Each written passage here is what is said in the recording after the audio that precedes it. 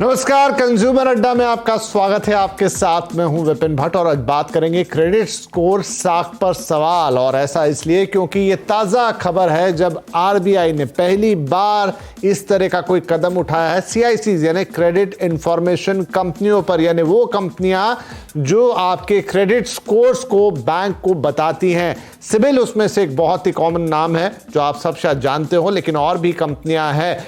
RBI ने इन कंपनियों पर जुर्माना लगाया है। ऐसी 4 कंपनियां हैं जहां ये कहना है कि भारी अनियमितता बरती गई है लोगों के डेटा को रखने में, उनके सिबिल, उनके जो क्रेडिट स्कोर्स हैं उनको मेंटेन करने में, उन्हें अपडेट करने में, और कई जगह तो जानकारियां भी गलत थी और शिकायतों के बावजूद उनका निपटारा वक्त पर नहीं किया गया। आरबीआई के इस कदम को कंज्यूमर के हित में उठाया गया एक बहुत बड़ा कदम माना जा रहा है।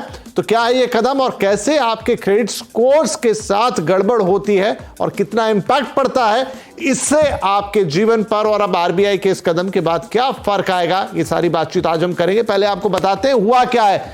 तो देखिए, आरबीआई ने इन 4 क्रेडिट इंफॉर्मेशन कंपनीज या क्रेडिट ब्यूरोज पर जुर्माना लगाया। ट्रांस यूनियन सिबिल पर 26 लाख रुपए का, एक्सपीरियन क्रेडिट पर 25 लाख रुपए का, इक्विफैक्स क्रेडिट पर 24,25,000 रुपए का और CRIF मार्क पर भी 25,75,000 रुपए का जुर्माना लगाया गया है। क्यों लगाया ये जुर्माना? देखिए, उसके पीछे कारण है। आरबीआई ने इन 4 क्रेडिट ब्यूरो पर जुर्माना लगाया है। इसके पीछे जो है कि क्रेडिट स्कोर में शामिल आंकड़े पूरे नहीं थे। आपके क्रेडिट स्कोर कई चीजों से मिलकर बनता है, वहां पूरा डेटा नहीं था। क्रेडिट स्कोर में शामिल आंकड़े सही भी नहीं थे, डेटा भी गलत था। कर्जदार की शिकायत पर ध्यान नहीं दिया गया जब उसने कहा कि यह गलत है। कर्जदार का डेटा अपडेट वक्त पर नहीं किया गया, उसने लोन चुका दिया फिर भी वहां अपडेट नहीं हुआ। शिकायतों का तय समय में निपटारा नहीं, जहां जहां शिकायतें शायद निपटाई भी गई हैं वहां एक तय वक्त, एक डेडलाइन है जो आरबीआई ने सेट की, उस पर नहीं, और शिकायत पर एक्शन की जानकारी भी नहीं दी। यानी मैंने अगर कोई शिकायत की, उसका क्या हुआ क्या नहीं हुआ उसके बारे में मैं कुछ नहीं जानता। तो ये कुछ बड़ी चीजें हैं जिन पर जवाब जरूर चाहिए। आरबीआई ने कुछ दिन पहले कुछ महत्वपूर्ण सुझाव भी इस बारे में दिए थे, उन पर भी आज बातचीत होगी।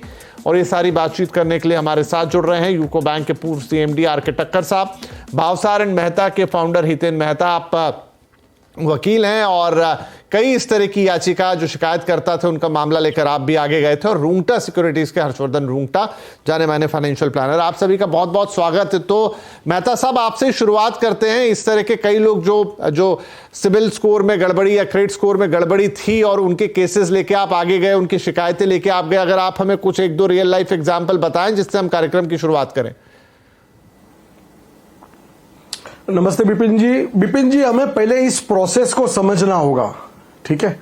माने जब कोई भी डिफॉल्ट होता है बोरोअर के द्वारा, तो उसकी इंफॉर्मेशन कुछ समय के बाद, कुछ महीनों बाद बैंक ये क्रेडिट इंफॉर्मेशन कंपनियां को पहुंचाती है, और इसके तहत क्रेडिट इंफॉर्मेशन कंपनियां, ये जो 4 कंपनियां हैं, वो अपने हिसाब से, उनका एक मैकेनिज्म है, ऑटो मैकेनिज्म है, जो कि ये तय करता है कि ये क्रेडिट स्कोर कितना होना चाहिए। मानी 800 की अगर हम बात करें तो ये सबसे बेस्ट है, फिर उसके जैसे ही डिफॉल्ट है उस हिसाब से ये घटते जाता है। ज्यादा डिफॉल्ट है तो ये 600-500 तक भी चला जाता है। लेकिन मैकेनिज्म में कमी यहां पे है कि जब बैंक इंफॉर्मेशन जब देती है तो सिबिल के द्वारा बोरोअर के साथ इस बात की जांच पड़ताल नहीं की जाती, यानी कि ना कोई शोकॉज नोटिस दी जाती है और ना कोई जांच पड़ताल की जाती है, जिसके तहत होता क्या है कि चूक कहीं ना कहीं हो जाती है। जैसे कि मैं आपको एक एग्जांपल देता हूं कि जैसे आपने खुद ने कोई क्रेडिट कार्ड आपका चल रहा है और आपको बंद करना है, आपने क्रेडिट कार्ड का पूरा पेमेंट दे दिया, बंद कर दिया, उसके बाद कुछ ही दिनों में समझ लीजिए कि 7-8 दिन बाकी रह गए उसकी ड्यू डेट से, तो वो ड्यू डेट का जो कुछ समझ लीजिए 100-150 रुपया जो बाकी रह गया, जो बाद में बिलिंग हुआ, वो उनकी सिस्टम में जनरेट हो जाता है, जो कि आपको इस बारे में मालूम नहीं है। ठीक है, आपने तो पूरा पेमेंट कर दिया, आप ये समझे कि क्रेडिट कार्ड आपने कंप्लीट पेमेंट उनका पूरा कर दिया। अब उसके बाद ये सिस्टम में जनरेट होने के बाद 130 रुपए के लिए तो आपको कोई कॉल आने वाले नहीं है, लेकिन जब 1-2 साल के बाद जब आप एज अ लेमैन या आप एज अ समझ लीजिए आप होम लोन ले रहे हैं या आपकी और कोई भी रिक्वायरमेंट है, जब आप बैंक के पास जाओगे तो बैंक आपको ये बताएगी कि आपका सिबिल स्कोर डाउन है, 600 के आजू बाजू आ गया है और आपका डिफॉल्ट चल रहा है। अब सोचिए 130 रुपए के कारण आप एलिजिबिलिटी होने के बावजूद आप वंचित रह जाते हैं होम लोन लेने के लिए। आप सोचिए कितनी बड़ी सिस्टम में ये कमी है। ऐसे 1-2 जन नहीं है, ऐसे लाखों करोड़ों लोग हैं जो इस एलिजिबिलिटी होने के बावजूद लोन लेने से वंचित रह गए। आप सोचिए अभी जैसे कि अगर मैं बात करूं तो लोन की जो प्रोसेस की अगर बात करें, नो डाउट बैंक भी पूछती है कि ये आपकी सिबिल स्कोर क्यों कम हो गया है, आप उनकी डिटेल देते हैं, लेकिन ये प्रोसेस में लंबा टाइम लग जाता है। कुछ बैंक तो ऐसी है जिसने सिर्फ सिबिल स्कोर देख लिया तो वो क्लियर कट ना ही बोल देती है कि आप भले आपकी इनकम कुछ भी हो, हम आपको लोन नहीं देंगे जी। तो मेहता साहब इसमें एक चीज है जहां पर मुझे लगता है बैंक की भी रिस्पॉन्सिबिलिटी बनती है। मैं टक्कर साहब से पूछना चाहूंगा, देखिए टक्कर साहब, ये जो सिस्टम है क्रेडिट स्कोर का, ये बैंक और क्रेडिट ब्यूरो के बीच की चीज है। बैंक की वो इंफॉर्मेशन देती है पहले कि किसी ने डिफॉल्ट किया, या जैसे एग्जांपल इन्होंने दिए कि उसके 150 रुपए बाकी रह गए, या 1,500 रुपए या 1.5 लाख रुपए, वॉट एवर इट इज, किसी ने डिफॉल्ट कर दिया। उसी पे आधार पर सिबिल या उस तरह की दूसरी जो कंपनियां हैं वो किसी का क्रेडिट रिकॉर्ड बनाती है। इसी क्रेडिट रिकॉर्ड को फिर वापस बैंक इस्तेमाल करता है जब कोई लोन लेने आता है। तो ये इन दोनों के बीच की चीज है। कितनी बार बैंकों की तरफ से इंफॉर्मेशन वक्त पर नहीं जा रही, और जो अभी मेहता जी ने एग्जांपल दिया उसमें तो क्रेडिट स्कोर कंपनी का जो है वो कम फॉल्ट दिख रहा है और बैंक का फॉल्ट ज्यादा दिख रहा है। देखिए ऐसा है कि एक सिस्टम बना हुआ है और ये आजकल जो है सब ये सिस्टम ड्रिवन है। जैसे मेहता जी ने बताया, जो बैंक है रेगुलर बेस पे, बैंक और बाकी जो जितने भी फाइनेंशियल इंस्टीट्यूशंस हैं, एनबीएफसी हो चाहे दूसरी फाइनेंस कंपनीज हैं, ये रेगुलर इंटरवल्स पे इन चारों कंपनियों को, इंडिया में भी 4 कंपनियां हैं जो कि क्रेडिट इंफॉर्मेशन स्कोर देती हैं, इनको ये डाटा थ्रू सिस्टम ट्रांसफर किया जाता है जी। अब जैसा मेहता जी ने बताया कि इसमें प्रोबेबिलिटी रहती है कि कुछ डाटा शायद बैंक की तरफ से गलत जा सकता है, और उसके बाद वहां पे जो क्रेडिट इंफॉर्मेशन ब्यूरो के पास डाटा आया है वो उनके पास एक नॉर्मल कस्टमर को असेस होता है कि वो अपना क्रेडिट स्कोर देख सकता है। तो एक बार जब भी उसको मालूम पड़ता है, चाहे वो लोन लेने जाता है या इवन विदाउट लोन भी, हर आदमी को फ्री ऑफ कॉस्ट ये फैसिलिटी है कि वो अपना क्रेडिट स्कोर जाके इन सिबिल में या बाकी 3 कंपनियों में अपना स्कोर दे सकता है। तो ये जो इशू आता है कि गलत इंफॉर्मेशन का, हाँ ये जरूर कई बार होता है कि वो कुछ बैंक के सिस्टम से कुछ ऐसे, जैसे मेहता जी ने वो एग्जांपल कोट किया कि ऐसा सिस्टम वो गलत चला गया है, तो उसके पास जो कंज्यूमर है उसके पास ऑप्शन ही होता है कि वो जाके अपने जो भी इंफॉर्मेशन कंपनी है उससे अपना डॉक्यूमेंट्री एविडेंस दे, अपनी एप्लीकेशन दे, और कंपनी का फर्ज बनता है कि वो 30 दिन के अंदर उसको ठीक करना होता है। तो ये एक इशू रहा है और ये मतलब एक्चुअल में प्रैक्टिकली काफी दिक्कत आ रही है। हाँ, आप सही कह रहे हैं सर कि जैसा आपने बताया ये इशू काफी बड़ा है। हर्षवर्धन रूंगटा, क्योंकि आप भी ये सारी चीजें देखते रहते हैं, ये बैंक की बात हो और सिबिल या जो भी सीआईसीज है उनकी बात है, अब ये दोनों तरफ से बैंक ने भेज दिया, इस तरह की भी शिकायतें हैं कि बैंक ने तो भेजा लेकिन सीआईसी ने अपडेट करने में टाइम लगा दिया। आरबीआई ने इसीलिए बहुतों को फाइन किया है कि आपने हमारी स्टिपुलेटेड टाइमलाइन में चीजों को ठीक नहीं किया, आपने हमारी गाइडलाइन के हिसाब से काम नहीं किया। इनफैक्ट थोड़े दिन पहले आरबीआई ने इस पे काफी सुझाव भी दिए थे, उस पर हम आगे चर्चा करेंगे। तो आरबीआई के पास लगातार ये शिकायतें पहुंच रही हैं। अब इसमें एक हद तक कल्प्रिट बैंक भी है और एक हद तक कल्प्रिट ये कंपनीज भी हैं, और खामियाजा जो है वो ग्राहक को भुगतना पड़ रहा है। जी हाँ विपिन जी, आपने सही कहा। तो एक्चुअली अगर हम देखें कि ये जो सिस्टम है सिबिल का या क्रेडिट स्कोर का, ये सिस्टम अच्छा है, देयर इज नो डाउट। अब इसका इम्पैक्ट बहुत ज्यादा है, और जो पार्टीज इन्वॉल्व है, 3 पार्टीज इन्वॉल्व है। एक है बैंक जो लेंडर है मान लीजिए, एक है जो क्रेडिट इंफॉर्मेशन कंपनी है, और एक है कंज्यूमर। अब आप देखेंगे कि बैंक और क्रेडिट सीआईसी आपस में कम्युनिकेट कर रहे हैं, और इसका असर किस पे आ रहा है, वो इंडिविजुअल पे आ रहा है जो इस पूरे प्रोसेस में खाली रिसीवर है, गिवर नहीं है। वो कोई भी चीज में कंट्रीब्यूट नहीं करता है इन दिस इंफॉर्मेशन शेयरिंग, लेकिन उस पर असर सिर्फ कंज्यूमर पे आता है। अब जो ठक्कर साहब बता रहे थे और जो मेहता जी बता रहे थे, वो सिंपल पॉइंट ये कि प्रोसेस ड्रिवन है। पहला बात है इंफॉर्मेशन कैसे शेयर हो रही है। बैंक इंफॉर्मेशन कंपनी को देती है, कंपनी कोई मैन्युअली एक एक एंट्री नहीं होती। ये बैंक ठक्कर साहब ने कहा कि हर्ष जी, फिर तो ये माने जाए कि जो सिस्टम बना हुआ है वो बहुत फॉल्टी सिस्टम है। एग्जैक्टली तो अब इशू कहां पे आ रहा है वो समझना है कि बैंक ने एक इंफॉर्मेशन फॉरवर्ड कर दी कंपनी को, कंपनी ने वो डेटा को एनालाइज करके क्रेडिट स्कोर दे दिया। अब एक कंज्यूमर की रिस्पॉन्सिबिलिटी बन गई ये देखने की कि भाई कि क्या बैंक ने सही इंफॉर्मेशन दिया है और क्या वो सीआईसी ने ठीक से उसे रिकॉर्ड किया है। अगर नहीं है, कोई डिस्क्रिपेंसी है, तो कंज्यूमर क्या करता है, अपनी एक शिकायत, एक ऑनलाइन एप्लीकेशन देता है कि ये इंफॉर्मेशन गलत है, प्लीज उसे करेक्ट करिए। आरबीआई इसको रेगुलेट कर रहा है और कहता है कि 30 डेज के अंदर आपको इसका एक्शन लेना है, विच मीन्स जो सीआईसी है वो ये डेटा भेजेगा बैंक को, क्योंकि जब तक वो लेंडर उसे ऑथेंटिकेट नहीं करता ये चेंजेस सिस्टम में नहीं हो सकते। और क्योंकि लेंडर को और सीआईसी दोनों को कोई फर्क नहीं पड़ रहा, हो सकता है कि यहाँ पे कोई लथार्जी है कि यहाँ पर वो टाइम पे उसे अपडेट करते नहीं है, क्योंकि भुगतान किसको करना है, भुगतान करना उस इंसान को जिसका इस पूरे इंफॉर्मेशन शेयरिंग के प्रोसेस में कहीं उसका इन्वॉल्वमेंट है ही नहीं, सिर्फ असर उस पर आ रहा है। तो ये सही बात है कि बैंकर्स भी बहुत टाइम पे, जो लेंडर्स है रादर और जो कंपनीज हैं, दोनों बहुत कैजुअली इस चीज को लेती हैं और सिर्फ कंज्यूमर को दर दर भटकाती है इस चीज के लिए। यही चीज के लिए आरबीआई ने बहुत स्ट्रिक्ट मेजर लिया है और बहुत सही लिया है कि अगर आपकी कोई गलती की वजह से, आपके डिले की वजह से अगर एक कंज्यूमर को उस पर असर आ रहा है और वो कुछ भी नहीं कर पा रहा है इसमें, वो सिर्फ आपके सामने दरख्वास्त करता है, बार बार आपके सामने एप्लीकेशन दे रहा है और ये कह रहा है कि प्लीज उसे करेक्ट करिए, और जिसने उसे गलत रिपोर्ट किया या गलत रिकॉर्ड किया वो उस पर एक्ट टाइम पे नहीं करते, तो बहुत बड़ा इंपैक्ट आता है। तो इनफैक्ट मैं तो ये मानता हूं कि बहुत स्ट्रिक्ट एक्शन लेना चाहिए और रेगुलरली लेना चाहिए। ये पहली बार मैं सुन रहा हूं कि ऐसी आरबीआई ने एक्शन ली है, और ये प्रोसेस जो ये क्रेडिट स्कोर का है ये आई थिंक बहुत सालों से है। तो अभी तक ये प्रोसेस, अभी तक ये फाइन पहली बार क्यों लगी है? मेरा तो ये सवाल उठता है कि इसे हर साल, हर 3 महीने से ऑडिट होना चाहिए और उनको सेल्फ रिपोर्टिंग होना चाहिए, कितनी कंप्लेंट आपके पास आई और आपने उस पर एक्शन लिया कि नहीं लिया। इसकी ऑडिट तो सेल्फ रिपोर्टिंग के बेसिस पे होनी चाहिए। और अगर आपको दिखता है कि कोई आउटस्टैंडिंग कंप्लेंट है तो वो क्यों नहीं हुई है उसको। जी मेहता साहब हमें इसका अकाउंट देंगे, क्योंकि वो इस तरह के काफी केसेस देख रहे हैं। मेहता साहब, कितने लोग शिकायत डालते हैं और उनका निपटारे का क्या हाल चाल है? क्योंकि सही बात कह रहे हैं, ना बैंक को पड़ी है ना जो सीआईसी है उसको कोई लेना देना है।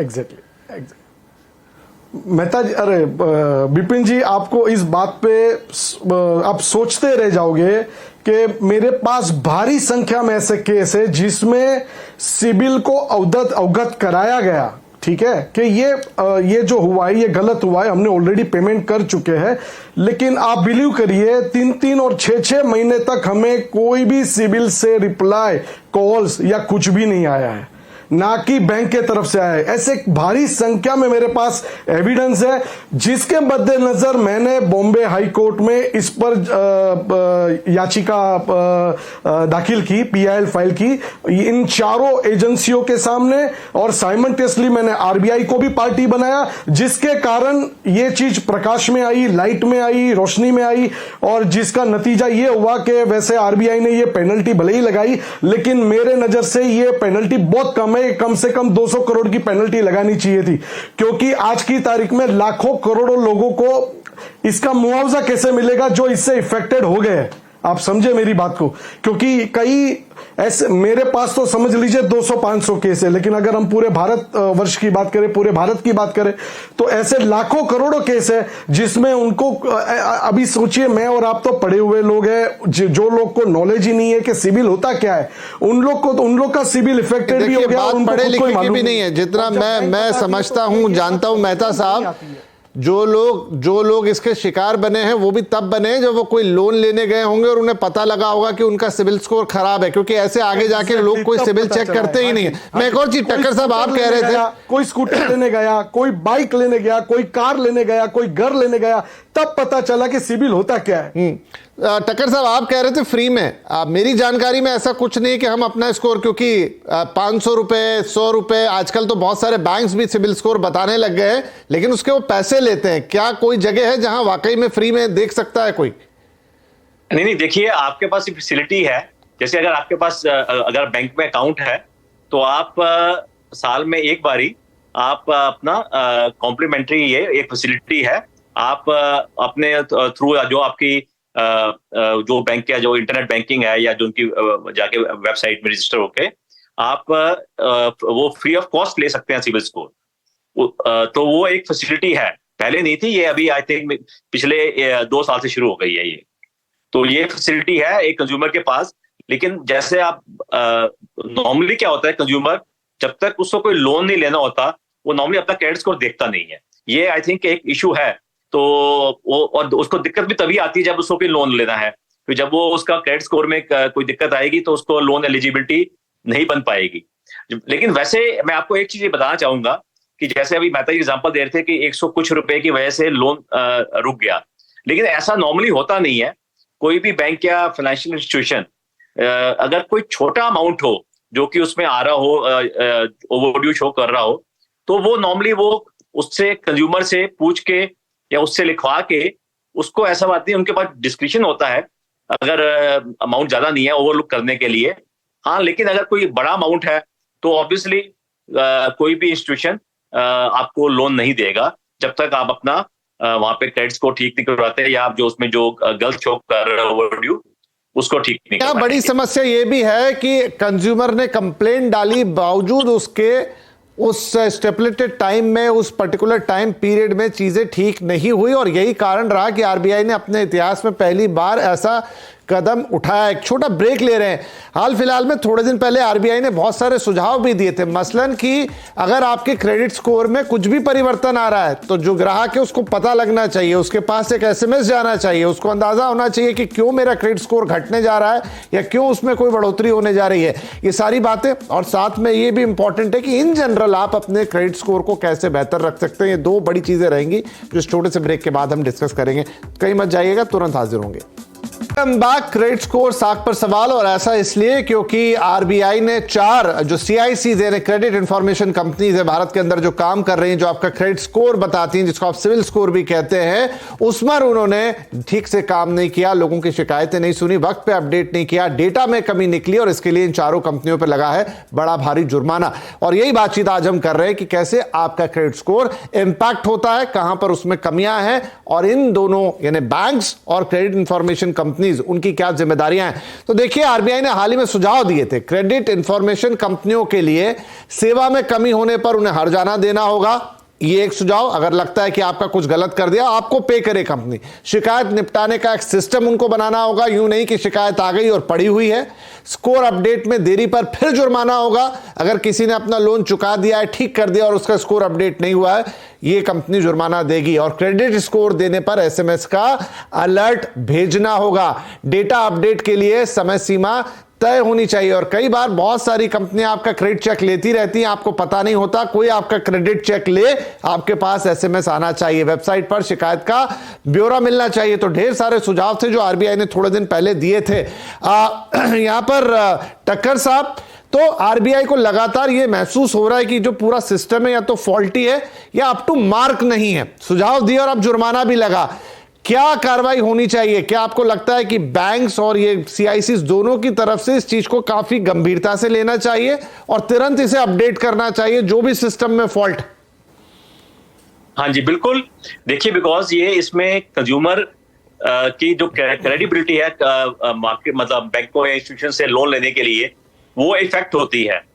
तो ये एक कंज्यूमर प्रोटेक्शन के लिए दोनों तरफ, चाहे वो बैंक हो चाहे वो क्रेडिट इंफॉर्मेशन कंपनीज है, दोनों की रिस्पॉन्सिबिलिटी बनती है कि वो एक तो डाटा प्रॉपर हो, उसका डाटा की क्रेडिबिलिटी हो, उसका वैलिडेशन हो, और जहां कभी भी कोई मालूम पड़े कि गलत इंफॉर्मेशन उसमें फीड हो गई है जिसकी वजह से उसका क्रेडिट स्कोर इफेक्ट हो रहा है, तो उसका जो उसका निवारण है, जो उसका रेक्टिफिकेशन है, वो एक पर्टिकुलर जो भी टाइम फ्रेम है उसके अंदर होना चाहिए। तो ये दोनों तरह रिस्पॉन्सिबिलिटी बनती है, दोनों बैंकों की भी और इंफॉर्मेशन कंपनी की भी। और जो आरबीआई ने जो स्टेप लिया है जुर्माना लगा के 4 कंपनियों के ऊपर, वो एक स्टेप उसी डायरेक्शन में है।